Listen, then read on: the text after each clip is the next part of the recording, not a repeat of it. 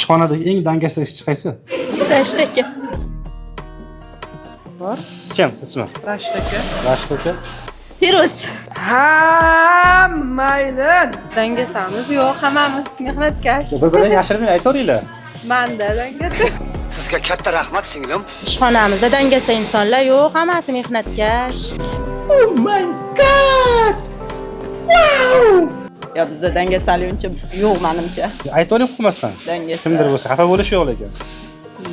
Yo, dangasamiz rostdan yo'q. Hammalaring birdek ishchansizlar. Yaxshi, ha.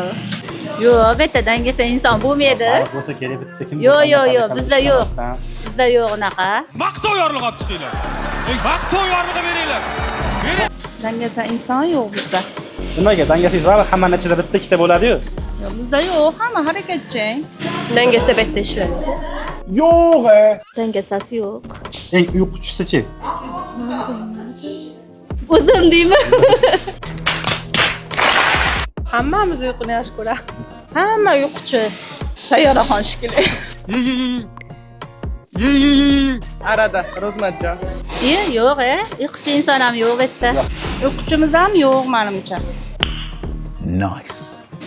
Uyda hamma o'zi, bitta uyquchi yo'q. Eng ko'p gapiradiganichi? Eng ko'p gapiradigan ham o'zim. Lekin taslim bo'lmaymiz. Xudoga shukr qilamiz. Bor yo'g'i bu yengil shamol. Buni yengil shamol deb hisoblaymiz. Amirxon, Dilshodaxon. Ko'p gapirgan odam ish qolib ketadi, o'shaning uchun hamma kam gapirib ishlaydi. Ha, Kim? Madidaxon.